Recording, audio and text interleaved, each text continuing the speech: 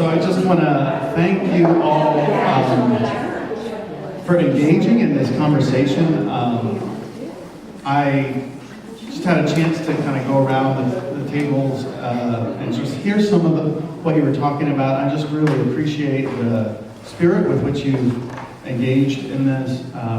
It sounds like we could let this go on a little longer, and that also delights me. And I like to use the George Costanza principle. I don't know if you ever watched Seinfeld. They sort of, you leave on a high note, you know. If he ever gets a punchline, he's like, I'm out. So we'll leave it on a high note, and just let's go around and share some of the golden nuggets.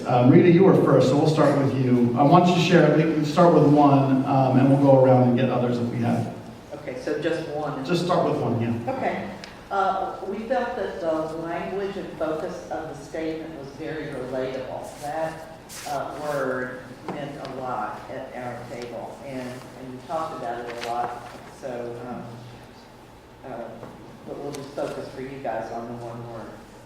We also love the fact that it paints a beautiful picture, that it gives a sense of direction that is change but isn't scary. It's a beautiful picture, and I thank Kristen for that image. Thank you. Could you all hear all right? Should we have people come up here, or are we okay just staying at the table? Okay. Yeah, good. Let's come up here, Steve. I guess we kind of immediately everybody started thinking of solutions. And one of the biggest ones we realized that we are definitely going to have to think outside the box, to the point of maybe even thinking about how we view church differently with respect to growing families, time crunches, and things like that. How are we going to meet that? And so thought about being more involved in schools and just talking to principals and just a lot more communication and just about what the needs are, and then adapting that to do things differently, if you will. Maybe. Wendy? Our table looked at the vision statement and immediately had questions, which I think was wonderful. Questions about how, questions about, clarify, questions about is this, an image that is supposed to invoke this or this, and so, the idea that it was provoking, I think, was really exciting. And we also wanted to, it's similar to what you're saying, Steve, think about what does it mean to reach out into our community in a Christ-like way, without banging somebody over the head with the message. And so we were talking about exactly that. Linda does Pets on Wheels. Pets on Wheels is a wonderful service to the people that they're providing for. So why can't that be the kind of message that our church has and be part of our mission that's already being done? So that's pretty much it. Diane, how about your table? Well, I think we didn't spend too much talking about the vision statement, but we pretty much, there's a little bit of a sense of frustration of being tired of deliberation, being tired of discerning. Ben Tillman would have liked to, he would have been to the I'm tired of discerning, and to get moving forward with more specifics. And there was a concern too about mission, with the traditional idea of mission in the church of reaching out to help those in material need. How does that fit in with the Jacksonville community, where maybe the material needs are not what you'd see in Baltimore? And how can we keep doing that, and how can we fit that in with this vision statement? Yeah, thank you. Because we thought that meant that's important to families even that maybe aren't part of a church to be able to help people in need.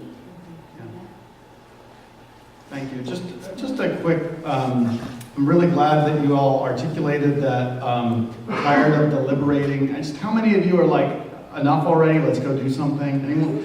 Yeah, great. We're with you, okay? As a section, we're with you.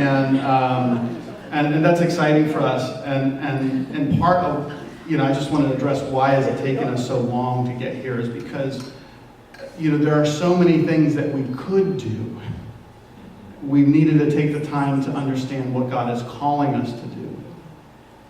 Of all the good things that we might do, how do we focus our efforts on the things which are most meaningful and pertinent to this time and this place? So we think we have that now, and so our hope is that you're going to start hearing more about the doing element, and that's part of what the session's excited for. It's also, an anxious moment for all of us because, when you finally stop talking and start doing, that means you got to start doing it, right? And Presbyterians are great at the talking, and perhaps less good at the doing. So thank you for that. I also just wanted to acknowledge that the second thing you brought up about missions and the mission projects that are outside of our immediate community. Carol and Nabette and I have talked about this at length. And, one of the things that I think are a particular need for families in our community and others in our community is an opportunity to focus their efforts outside of themselves. And it's, as Jesus said, it's more blessed to give than to receive, that we should be seeking not to be served, but to serve. And that's a gift that we can share with our community, the gift that comes from serving others. And so, while I don't want to make any statements about what our mission projects might end up looking like in the future, I think there's a very important place in being able to continue to reach parts in our wider world, our city and beyond, that do face material needs, and parts so that we can become part of that vision that Christ has called us to be part of getting outside of ourselves and sharing the gifts that we've been given. So that's all I'll say about that. But this focus on Jacksonville and the needs in Jacksonville, is not going to become a bunch of navel-gazing for ourselves. We want to draw people into this call to serve the world. So thank you for that. Back table, what do you have for us? In addition to some of the other things you all have mentioned, one of the interesting challenges or concerns that came up was both good and bad, that there's a lot of good things going on here, and what do we need to do differently to get the message out so that people can see all of the strengths that we have to offer here. Great, so we'll go around again for anyone who has a second or third nugget to add. Rita, do you have anything else to add? On point 2, we talked about how to lighten the load for people.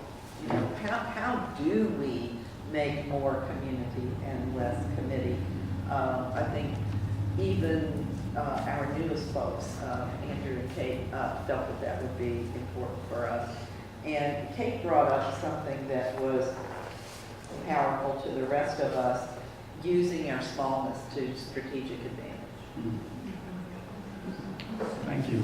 Yeah, and I do think... I told her now she's in trouble. Now we can put her on a committee. The community committee. So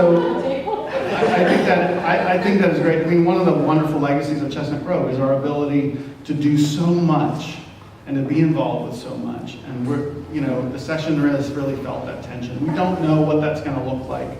We want to find a way to be able to right size the things that we do.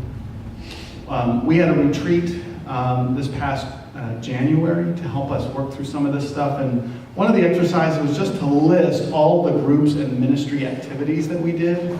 And on a large easel pad, it was listed from top to bottom and 2 columns, if I remember correctly, as a church that worships around 80 people on a given Sunday. That's a lot of stuff to do, and we want to find ways to allow us to have the freedom and rest so we can invite others into it.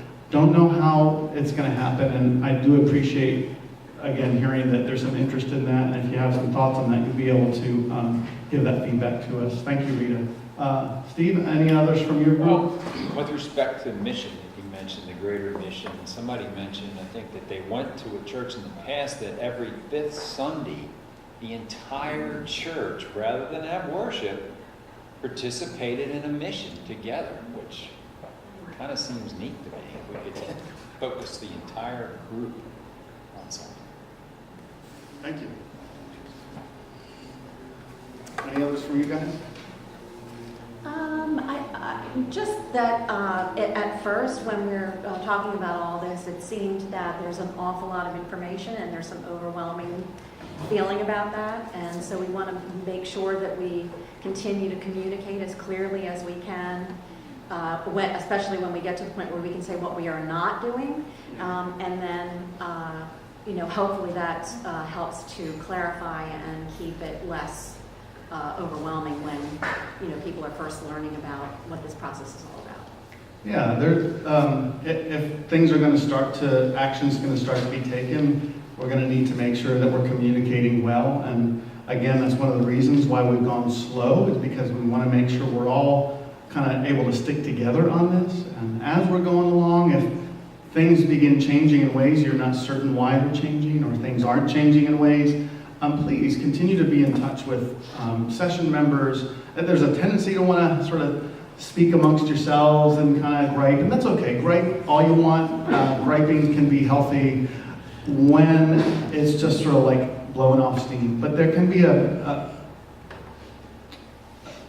one of the things that communities can get themselves into in times of change is that they don't actually communicate with one another, leaders and laity, and we want to hear from you.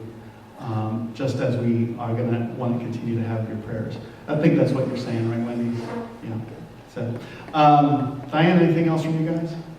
No, I think the other thing we spent a little bit of time talking about was, especially with regard to our youth, where it's a small population, to maybe try to do something with other, I know this is probably discussed, but other churches that also have small groups.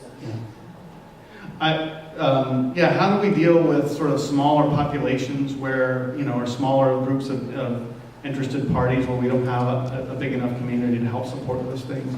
I will say one of the modes that we've been operating in over the last couple of years is the mode of partnership. And I think, breaking down the barriers between churches and between other community groups so that we can do things together, that we don't have to support every single initiative we want to do on our own, is going to be probably a really important way forward.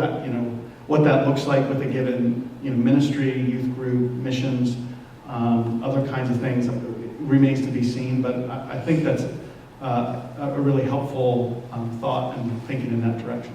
Thank you, Table and Diane.